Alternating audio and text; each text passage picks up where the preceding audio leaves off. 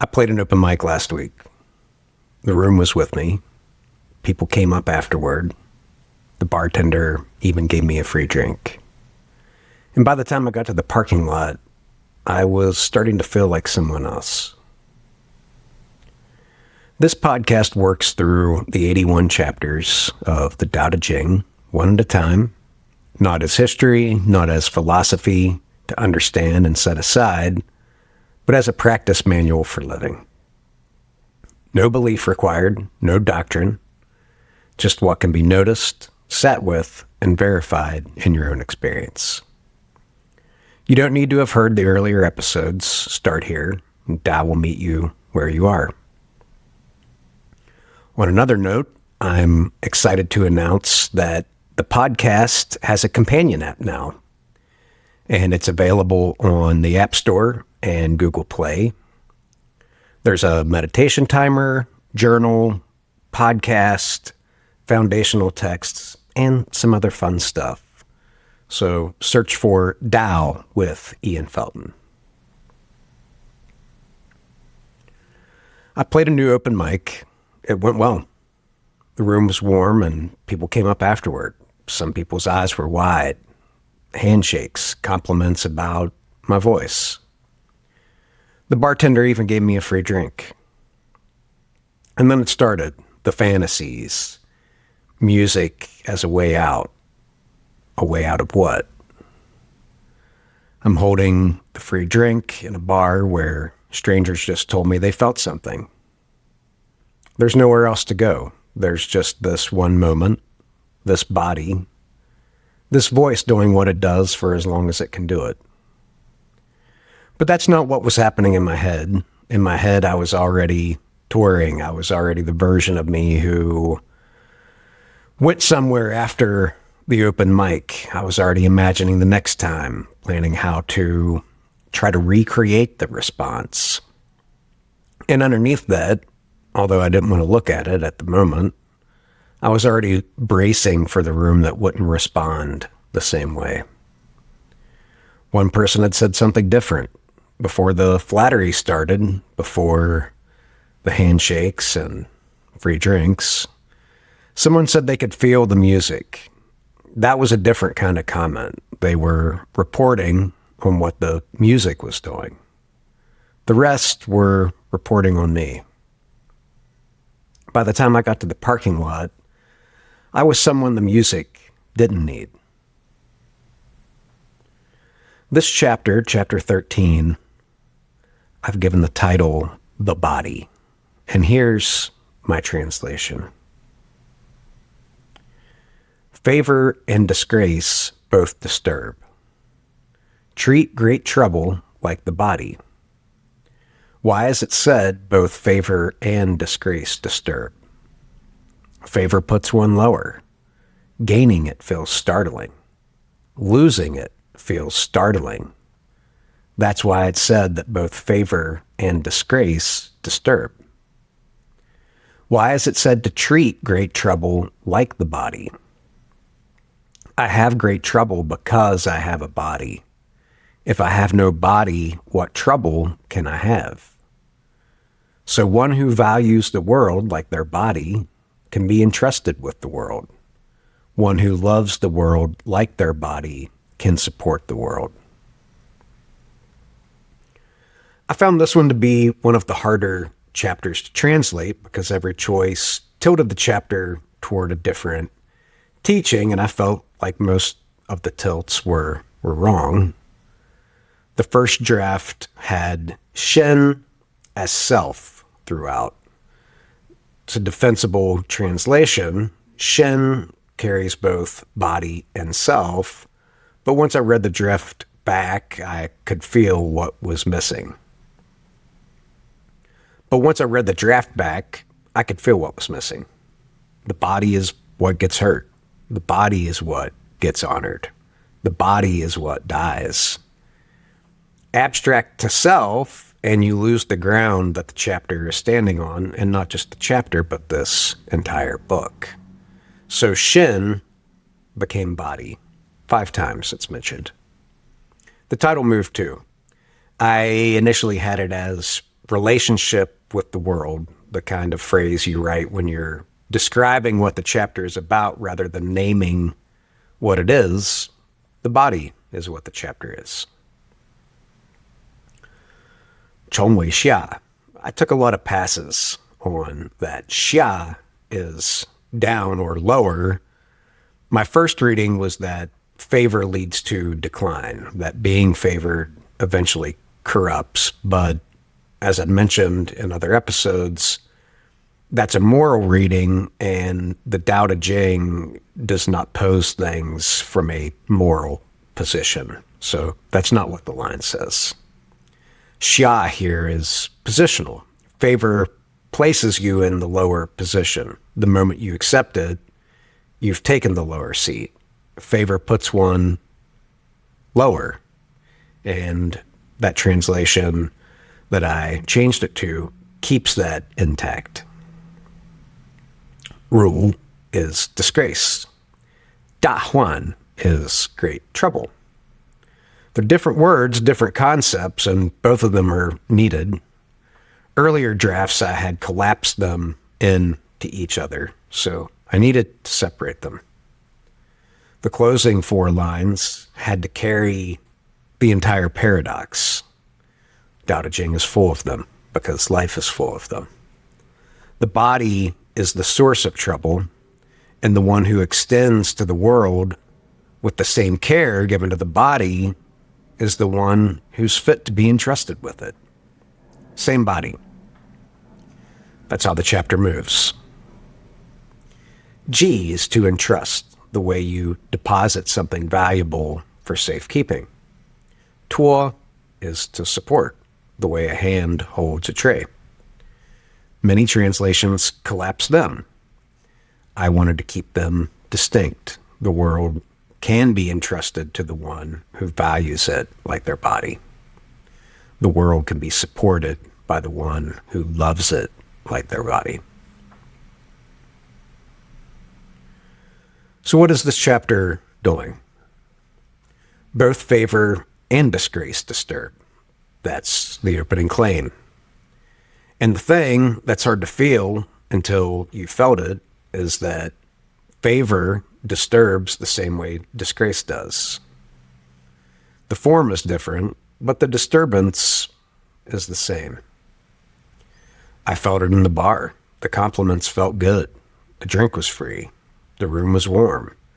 But underneath the pleasure, there was already a tilt. Something in the body had registered the favor, not as feeling, but as data. It's a resource. The conditions that produced it have to be maintained. The fantasies then began. The system was already organizing around how to keep receiving what had just been received. And the moment it organizes around holding on, it's already organizing around the eventual loss. The startle in the line, Daodejing, gaining it feels startling.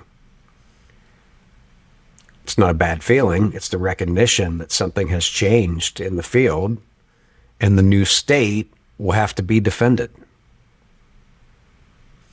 Favor puts you lower because the moment you accept it, your standing is now contingent on continuing to receive it.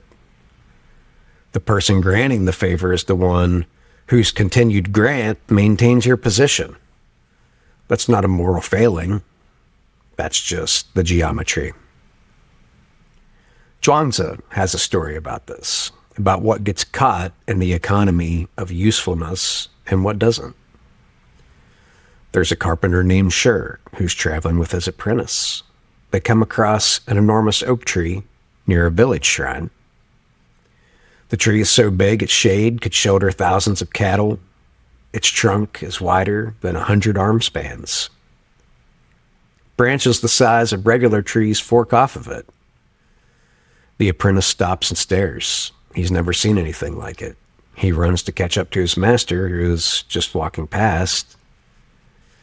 "Master," he says, "since I first took up my axe and followed you, I've never seen timber like that, but you didn't even look. Why?" Sure doesn't slow down. That's worthless timber, he says. Make a boat from it, and the boat sinks. Make a coffin, and it rots fast. Make furniture, and it falls apart. Make a door, and it bleeds sap. Make a beam, and it gets eaten by worms. There's nothing you can do with it. That's why it lives so long. And that night, the tree appears in Sher's dream. What are you comparing me to? The tree says. The useful trees, the cherry, the pear, the orange, the ones whose fruit can be eaten. They get torn at as soon as they ripen. Big branches snapped, the small ones stripped. Their usefulness makes their lives miserable. They invite their own destruction. I've been trying to be useless for a very long time, the tree says. I almost got cut down a few times, but I made it. Now my uselessness is the most useful thing about me. If I were useful, would I have grown this large? And the tree pauses. In you, it says, you're a worthless man about to die. What do you know about worthless wood? And I thought about that story at the open mic. What happened in the bar wasn't that I got compliments. Compliments aren't the problem. What happened is that I got useful. The voice became useful. The performance became something that could be praised, repeated, monetized, turned into a career. The room was looking at me the way Sher's apprentice looked at the yoke. And the moment I felt useful, I started planning where to take the usefulness next, how to get more of it, how to keep the room responding this way. I was already chopping myself down for lumber by the time I reached the parking lot. What Zhuangzi keeps showing is that trouble doesn't come from the body. It comes from the body being put to use. From the body becoming a thing that has a function in someone else's economy. The yoke got big because nobody could figure out what to do with it. Once you can figure out what to do with something, once you can name it, use it, sell it, praise it for its usefulness, you started cutting it down. The chapter says, I have great trouble because I have a body. But the body itself isn't doing anything wrong. The body's just there, doing what bodies do. The trouble comes because the body is the thing that gets caught in the economy. This thing gets favored, gets disgraced, gets praised, gets ignored, gets used. There's another story that Zhuangzi tells. A man named Zhi Shu. Crooked Branch is how we could translate his name. His chin is tucked into his navel. His shoulders are higher than his head. His pigtail points at the sky. His organs are in his upper body and his thighs are pressed against his ribs. He's completely deformed by any normal standard. But Crooked Branch is doing fine. He sews and washes clothes for a living, enough to feed himself. He winnows grain, enough to feed 10 others. When the government conscripts soldiers, he walks around freely with his arms swinging. Nobody wants him. When they conscript laborers for big projects, he's exempted. When the government distributes grain to the sick, he gets 3 measures and 10 bundles of firewood. Zhuangzi says, a man whose body is regarded as deformed can still nourish his body and live out his natural span. How much more so a man whose virtue is regarded as deformed? It's not a teaching about disability. It's teaching about what survives. And what survives is what can't be drafted into someone else's project, or a project that you've confused yourself with, one of your own making. What gets used up is what looks useful.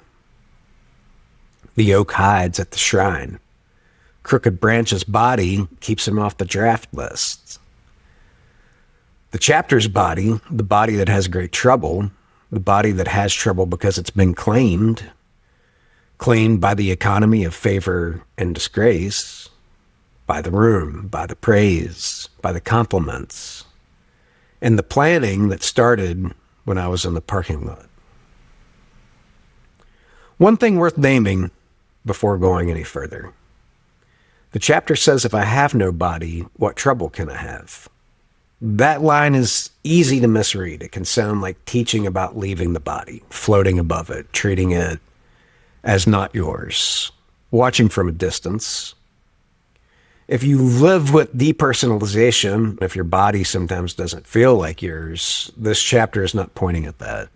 What this chapter is naming is something that arises from a settled, embodied ground, not from a destabilized one. If your system already disconnects involuntarily, the work is in the opposite direction, building somatic safety, increasing presence. Don't read the chapter as permission to disconnect. But continuing, the chapter is asking something different. Not can you leave the body? Can you stop chopping the body into lumber? Take a moment with that. You can notice in your life right now where you're being useful in a small way, not in a way that demands a change. Just notice where you've taken the lower seat to keep receiving favor, where you're bracing for the room that won't respond the same way, where you're already planning the next gig instead of being here in this one. The body knows. It always knows. And you don't have to fix it. The yoke doesn't fix anything. It just stands. The closing lines of the chapter are the only way out, and they're not what they look like. One who values the world like their body can be entrusted with the world. A modern reader hears that as extend your care outward, take responsibility for the world. Good universal ethics, be generous, be kind, be caring. But Zhuangzi is doing something much stranger. The one who can be entrusted with the world isn't the most responsible person. It's the one who has stopped trying to be useful in the small way. The one who's so at home in the body that they're not chopping themselves up for lumber anymore. The oak tree at the shrine isn't running an ethical project. It's just standing there and enormous, useless, alive, sheltering thousands of cattle without trying to. That's what the chapter is pointing at. The body that stopped being claimed by the economy of favor. That body is fit to support the world. Not because it's working at it, because it's not working at it. Which brings us back to the music. What the music wants for me is to stop being useful in the small way, to stop performing the performer, to stop folding the attention back onto myself so it can be praised. My voice is fine. My body is fine. The notes are fine. What's not fine is the part of me that wanted to chop the whole thing into lumber and sell it as a career. The one person who said they could feel the music, they weren't praising me. They were reporting on what the music was doing when I wasn't trying to be useful. That's the only comment that mattered, and it's the only one that came before the others started. Let me stand here at the shrine and sing. Zhuangzi's tree was useless for 900 years. That's how it got so big. Make me a great singer. The music gets thinner. Let me forget. Let the room have what the room came for. That's the only useful thing I know how to do.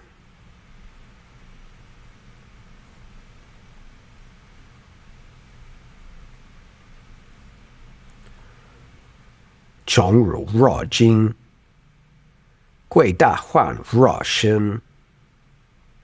何谓宠辱若惊？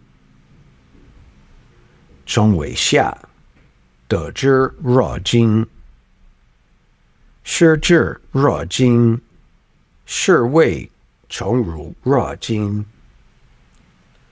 何谓贵大患若身？吾所以有大患者，为吾有身，即吾无身，吾有何患？故贵身为天下，若可寄天下；